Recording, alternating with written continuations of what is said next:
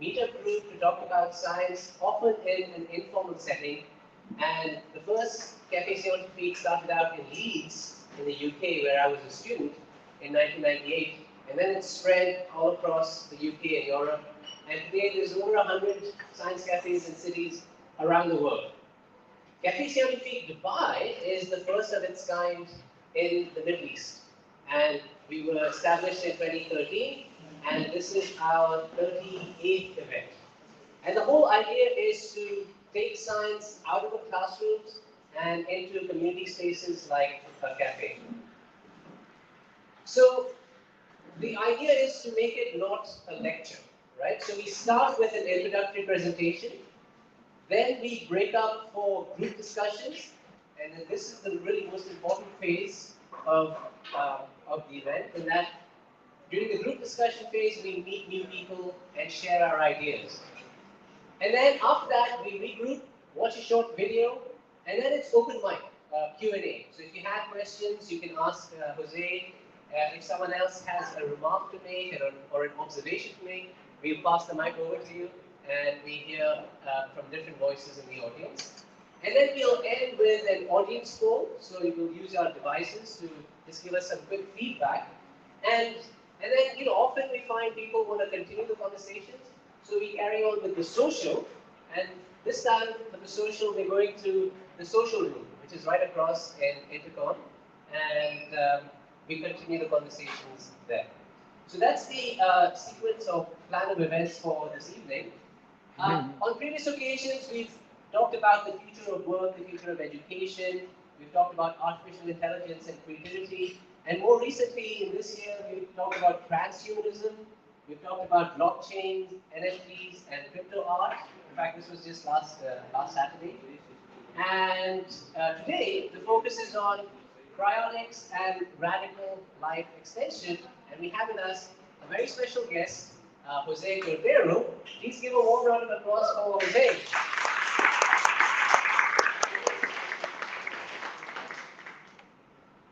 Well, thank you so much. It is really a pleasure to be back here in Dubai. Last time I was here, we also had a small get-together, but I am happy to see that there are more and more people interested in the future. So thank you so much, Rohan, for organizing this.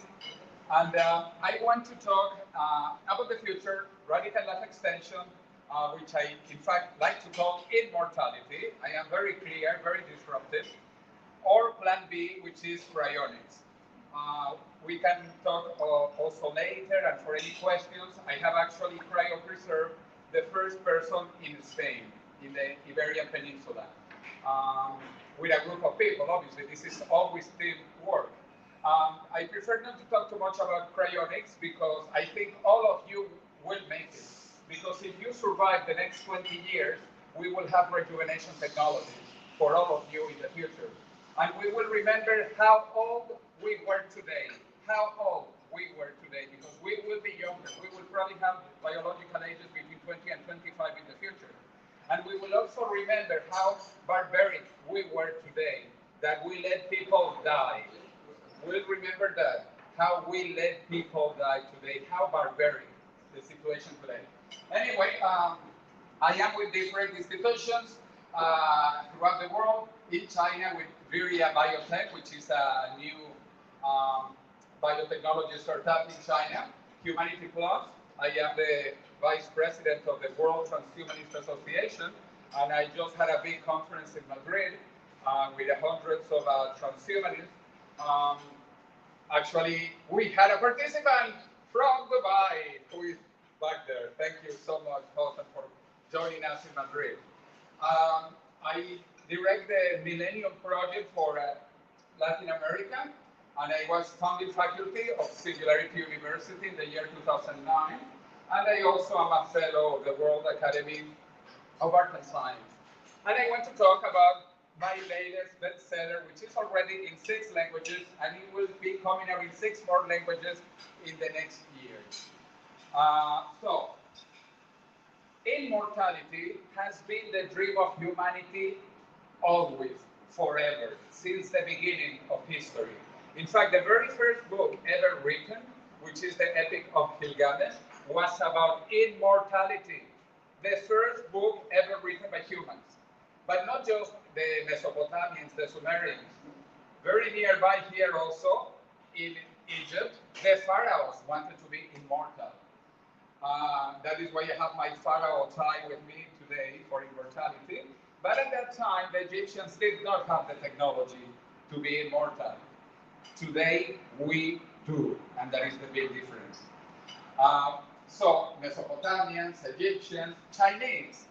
The first emperor who unified China, Emperor Qin, he actually believed in immortality, and he's the one who built the terracotta army to keep him safe for immortality. But again, like the Egyptians, he did not have the technology to become really immortal at the time. Or the Spanish, when they went into the New World, they were looking for the fountain of youth, the fountain of eternal life. And the Bible also says it very well. The last enemy that shall be destroyed is death. I don't know much about the Quran, but I imagine in the Quran there might be something equivalent. So this is the last stand of humanity against our common enemy. The enemy of all of humanity is called aging and death. And we need to be unified against our common enemy. I am an MIT engineer who used to work in energy and now I'm in biotech. As I mentioned, working with the Millennium Project. In fact, we hope to have a Millennium Project meeting here in Dubai in the following year, now that the Museum of the Future opens on Tuesday. I was just there now at the Dubai Future Foundation. Fantastic, fantastic things happening here in Dubai. Anyway, we just published a book with the Millennium Project about the year 2050 with different scenarios. In one of those scenarios, as you might guess, we already achieved immortality and rejuvenation technologies. Now that we are in COVID times, we need to understand that the number one risk factor for COVID is age. So even COVID is a disease of aging, but not just COVID, as you can see. And COVID is a small pandemic. This is a tiny pandemic. I don't know why there is so much talk about this, but this is nothing.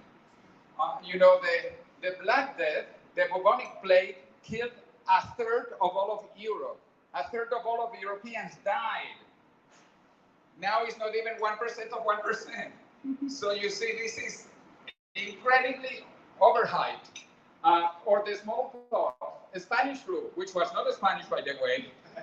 The Spanish flu began in the USA, but the Spanish flu killed 50 million people when the population of the planet was only 2 billion people. So that was a horrible pandemic, not this little thing called COVID-19. I'm saying this because if the world unites against a tiny problem like COVID, the world should unite against the greatest enemy, which is aging and death. And you see the US government over $2 trillion because of COVID, big tech companies, millions and millions of dollars. I am very happy to have been vaccinated with the new technology of mRNA, messenger RNA.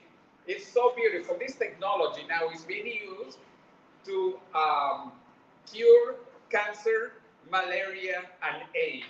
In the next 5 to 10 years, using this fantastic new technology, we will cure malaria, we will cure AIDS, and we will cure most cancers. This is incredible. This RNA technology is so fantastic that I like to say, because of RNA, it's a new renaissance. RNA renaissance. Do you think pharma producers will allow it? Yes, absolutely. This cannot be stopped. This cannot be stopped. And actually, it's becoming cheaper to develop these things. As I said, the number one risk factor for all diseases is aging. You can see influenza, cancer, heart trouble, Alzheimer's. The more you age, the more you will die.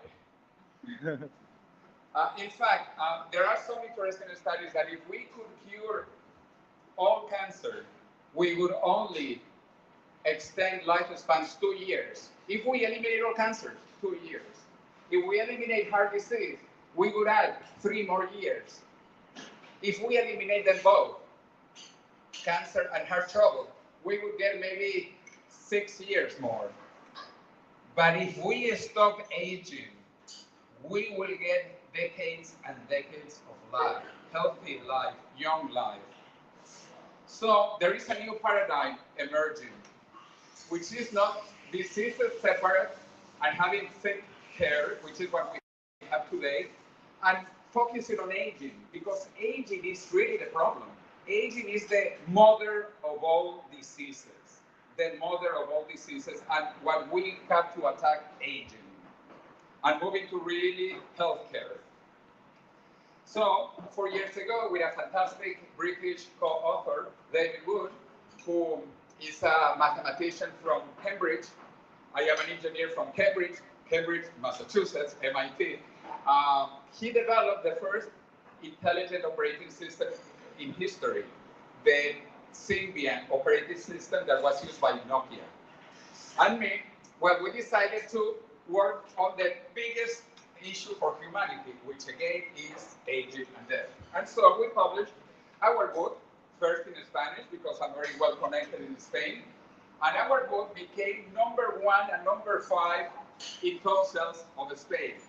Simultaneously, #5 in Kindle, #1 in paper.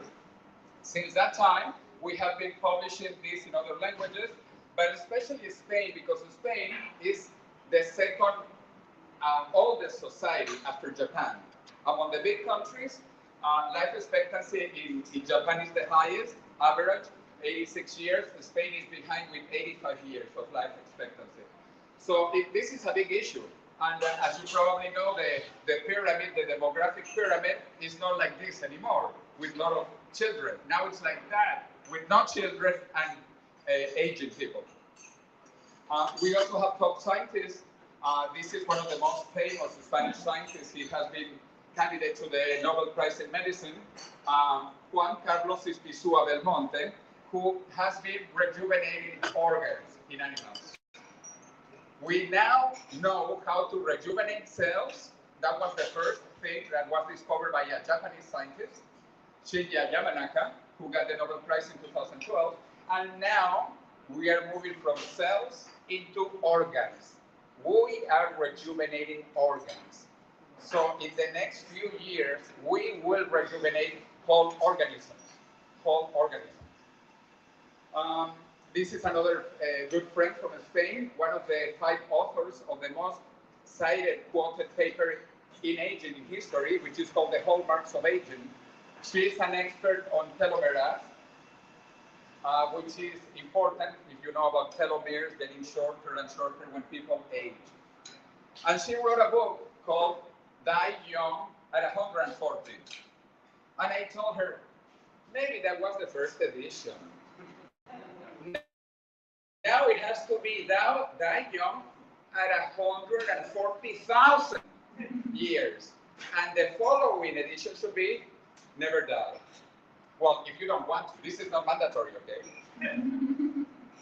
I even created a political movement in Spain called Miel, which means honey in English, to talk about these ideas in the European Parliament. And I was born in Venezuela, but I live in Spain. Actually, my parents shipped to Venezuela. This is the ultra-Mediterranean, or at the entrance of the Mediterranean, and it means far beyond. Before the Spanish with Christopher Columbus, apparently Italian, arrived in the Americas, it said non plus ultra. Spain was the end of the world. It was non plus ultra, nothing beyond Spain. When America was discovered, the non was taken, and this is plus ultra. So my objective is to move into plus ultra life, vita plus ultra. And that is why I'm leading this movement in Spain for immortality and for rejuvenation. As I said, my book has been published in many languages, a bestseller internationally in Brazil, Portuguese, in French, and then in more interesting languages. Who can tell what these languages are? Russian. In Russian, they changed the name. What does it say? Death must die. Yes, it's not the death of death. For some phonetic reasons, the Russians prefer to say death must die, which is fine. Fine with me. They have two different editions. Do you know which one is selling more? Yeah, the death must die science and the fight for our immortality. Yeah, but they came out simultaneously with a book with two different covers. This one is selling 80% more. Also, it's coming out in Chinese. This is a major achievement to me because it's published by the government of China. China is going through a demographic implosion. China is going to lose half of its population by the end of the century if we don't stop it. The population of China is going to go from 1.4 billion into only 700 million. So they are terrified and they need to stop aging. So the government of China is publishing my book in China. This is the final cover after many trials, and it has just come out also in Turkish. I'm really proud that in a Muslim country, in Turkey, my book is also a bestseller. And I am working now with some friends in Pakistan to publish it in Urdu, and I am looking to publish it in Arabic. In Arabic too, because immortality should be for everybody. With my friend Ray Kurzweil, who just sent me his latest book for some comments, The Singularity is Near Air, he talks about immortality, and basically we have 2 dates. The first date is 2029, when we will reach longevity escape velocity, or the methuselarity. That basically means that if we survive the next 10 years, we might almost become immortal, because for every year we survive, we gain an extra year, even if it's still aging. It's still aging, but because life expectancy keeps on increasing thanks to advances in technology, we will basically make it forever, because we will live long enough to live forever until the second day, which is 2045, when we will have rejuvenation technologies, which is the goal, rejuvenation technologies for everybody. Ray Kurzweil talks about the singularity, as you know, by the year 2045 also, which is the time when artificial intelligence surpasses all of human intelligence. And as you can see, the year man becomes immortal. And for ladies here, also women will become immortal. All of us will become immortal. I mentioned I was a founding faculty of Singularity University at the NASA campus in Silicon Valley, with the support of Google and many other companies, and we talk about this idea. And this is becoming possible, as I said, because of the advances in technology recently. There are 4 major technologies: nano and bio, which I call the hardware of life, and info and cogno, which I call the software of life. And what is beautiful is that we will achieve immortality not once, but twice. We will become hardware immortal and software immortal. We will be able to basically copy and connect our brain to any other platform and change bodies if we want in the future. But biologically also we will be immortal. And the date for rejuvenation, remember, is 2045, and 2029 is for longevity escape velocity, or the methuselarity. Why? Because everything is moving exponentially faster, smaller, cheaper, better. And many people don't realize the power of exponential change. If I give 30 linear steps of 1 meter each, after 30 meters and 30 steps, I have what? 30 meters. But if I give exponential steps and double, after doubling 30 times, I have walked over 1 billion meters and gone around planet Earth 26 times. And this is difficult for us to understand because we still think linearly, even though technology is changing exponentially. And I repeat, including biotechnology and medicine now. When I went to university 40 years ago, we used this. I used this, the IBM punch cards, which were 1K of memory, 1K. This is basically 10 by 100, which makes 1,001K. And now we have pen drives of 1 terabyte in 40 years. This will continue and accelerate it. And that is why we will have eventually small devices with more computational power than our own brain. Talking about the brain, we discovered that basically the brain has evolved and continues evolving. We are not the end of evolution. This is not the end. We keep on evolving, but it takes millions of years biologically. But we can do it quickly technologically. And Elon Musk says that he wants to connect our brain to the cloud, and that will create an exocortex with unlimited knowledge, unlimited memory, unlimited communication speed. Google also says, imagine Larry Page from Google, he says that Google wants to be the third half of your brain. The third half. But then it will be the fourth half and the fifth half, and you will have more brain outside than inside your brain. And this is happening. And this is reaching to going to computational immortality.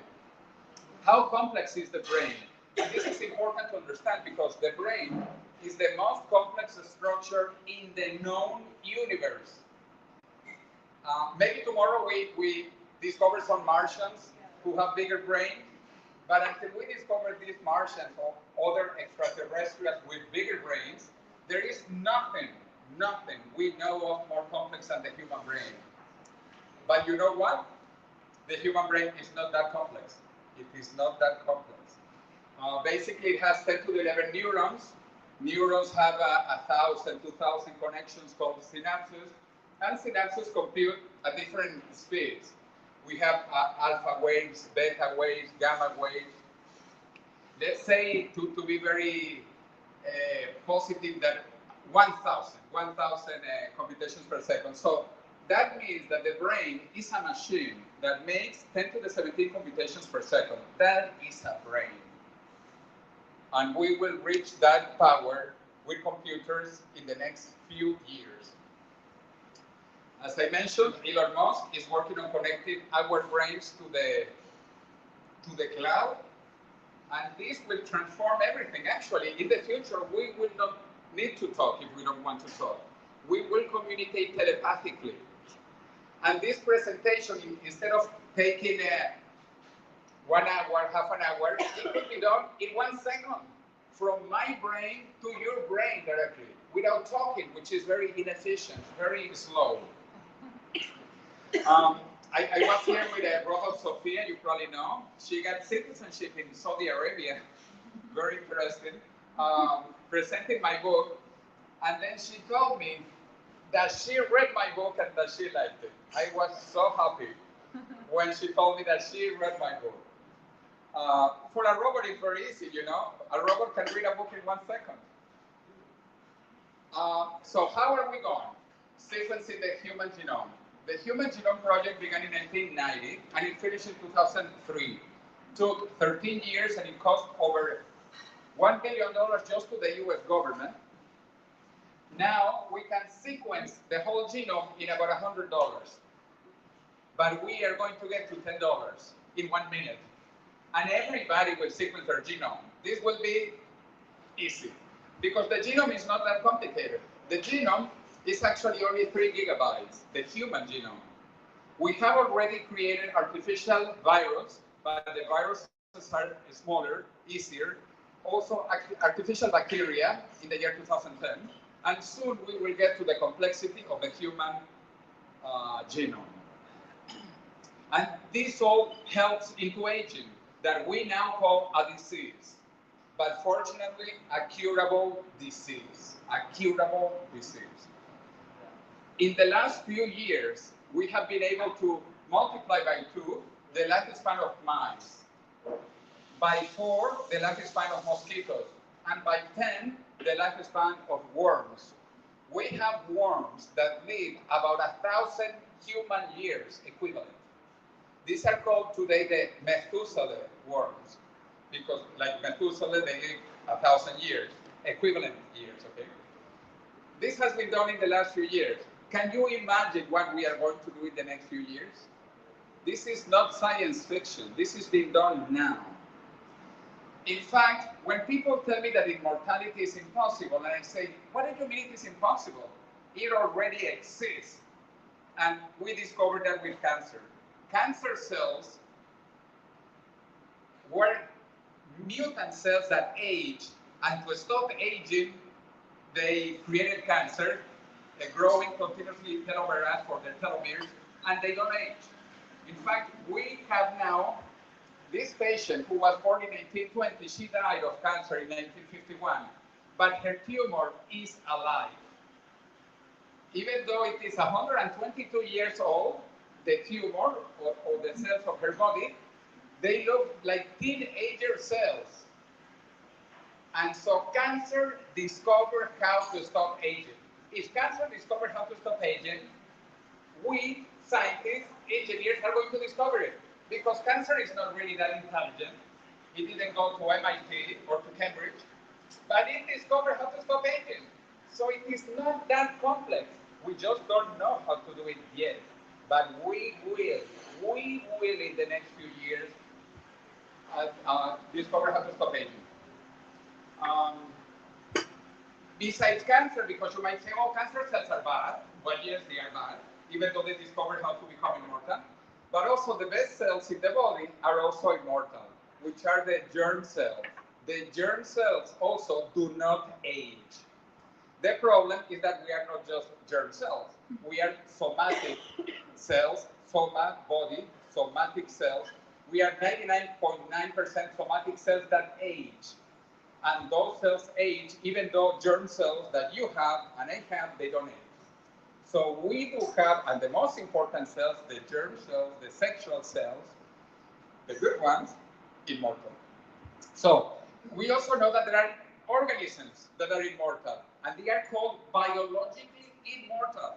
Hydras, medusas, certain fish we are discovering, they live indefinitely. That doesn't mean that they don't die, because if someone eats the hydra, they die. But they don't age. And this is what I plan to do in the future. I think we will rejuvenate and we will not age anymore. That does not mean that we will be immortal, because if a piano falls on my head, I become pianized, even if I don't age. So accidents will continue, suicides might continue, unfortunately, and homicides might also continue. We don't know yet, but those are 3 causes of death. Besides aging today, we have homicides, suicides, and accidents. The most beautiful thing that people don't realize is that the first life forms in the planet, which are bacteria that divide symmetrically, are immortal. When life appeared, the purpose of life was life. The purpose of life has never been death. The purpose of life is life, better life, and more life. And bacteria that divide symmetrically, the first life forms in the planet, are immortal. So be careful when you are washing and eliminating bacteria. You might kill a bacteria that is not 3 million, maybe 3 billion years old. My friend Aubrey de Grey is the one who began revolutionizing the field about 20 years ago, saying that indefinite lifespans are possible. Rejuvenation technologies are possible. Because I 2005 technology called him a charlatan. No one could become immortal. You are crazy. In 2009, they actually recognized that we are very close to immortality. the same magazine from the same university, MIT. Incredible mind change in the last few years. As the German philosopher Arthur Schopenhauer would say, all truth goes through three stages. Number one, it is ridiculed. Number two, it is opposed violently. And number three, it is accepted as self-evident. And remember, in the year 2045, we will remember today how primitive we were today, that we let people die because we were so ignorant today. My friend, Ray Kurzweil, he talks in his book, Fantastic Voyage, Live Long Enough to Live Forever, he talks about the three bridges to immortality. One bridge to a second bridge to a third bridge. The first bridge in the tense that finished is do what your mother told you. Eat well, sleep well, don't smoke, don't drink too much, etc., etc., etc. Bridge one. Bridge two that began now, the 2020s, are the first biotechnology treatments that are appearing, like senolytics. This is new. This is only like 5 years old, and this is just beginning.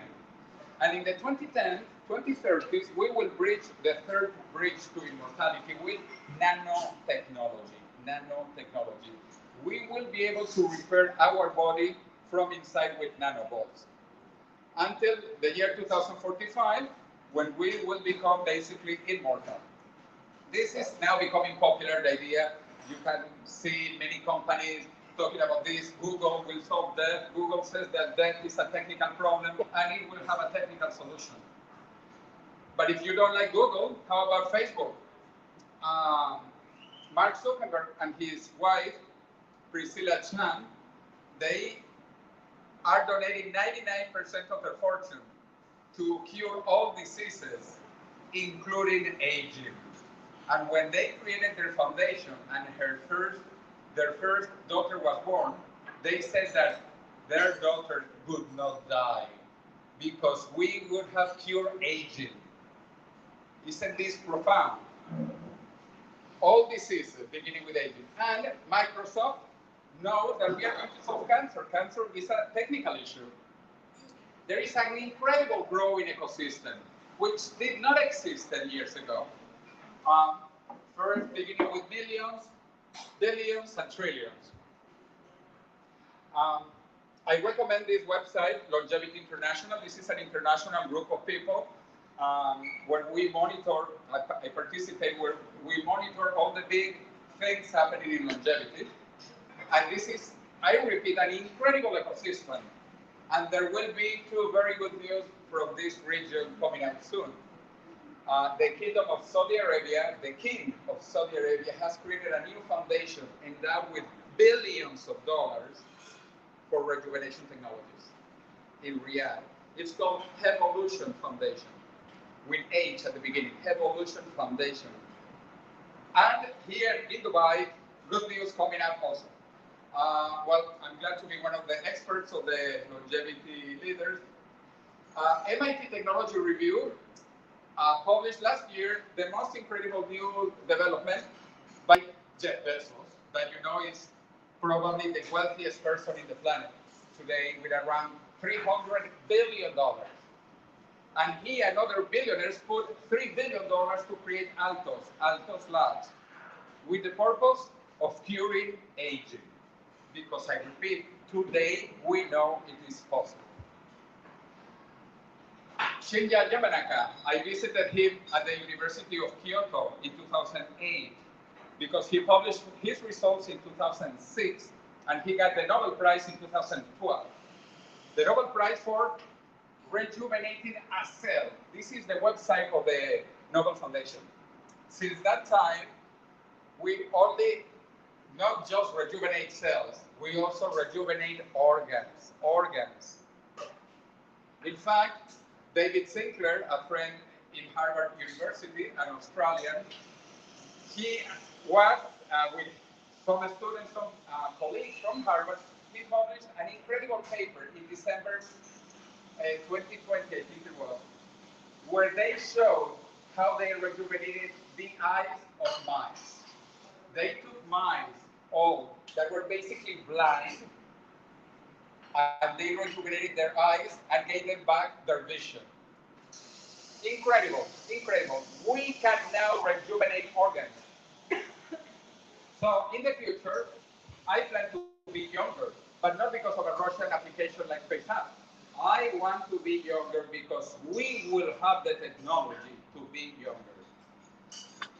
So I organized a big conference in Madrid where my friend in the back came and talking about these issues. We will organize this in Barcelona probably next time as well. Beautiful set of experts and with Robert Sophia. And I just want to be finishing up here. We need to meditate. So I love all kinds of meditation, which is also good. Meditation is part of Bridge 1 towards immortality. But we need to meditate because it has very profound implications, And as the Chinese say, everything has yin and yang. And this is so complicated, in fact, that yin yang inside has little yin yang and little yin yang. So there are always many repercussions to all of this. But also the Chinese say, let's light up the world. It is much better than blaming darkness. The problem is not the darkness. The problem is not that we don't know yet.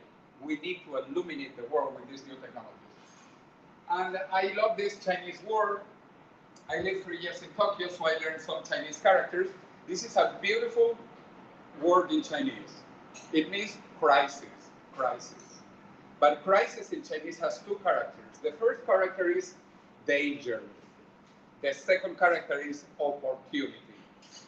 This COVID crisis has to be the opportunity to solve aging for once and for all. If we stop the planet for a tiny pandemic, we now have to stop the planet for the biggest pandemic of humanity, which is aging. So, thank you so much, and let's proceed with Rohan according to the plan. Thank you. Bravo, wow, that was so inspiring. I mean, I've heard so many of these things before, but hearing it straight from Jose's lips is just something else. It was very inspiring and enlightening, but we still have Jose for a while yet. Don't disappear. What we usually do in this phase is we do our discussion. So what I'd ask you to do is please stand up, find someone you don't know, and have a conversation about what Jose has shared with you. Or if you're stuck for ideas, you can grab the QR code and it takes you to this list of discussion points. These are not mandatory, it's just stimulus points just to get you started. But really, the whole intent of this phase is to meet someone new. So please could I encourage you to stand up, move around. Of course, Jose is here to have a conversation with you, but the room's big. Find someone you haven't met and have a chat. We regroup in 20 minutes.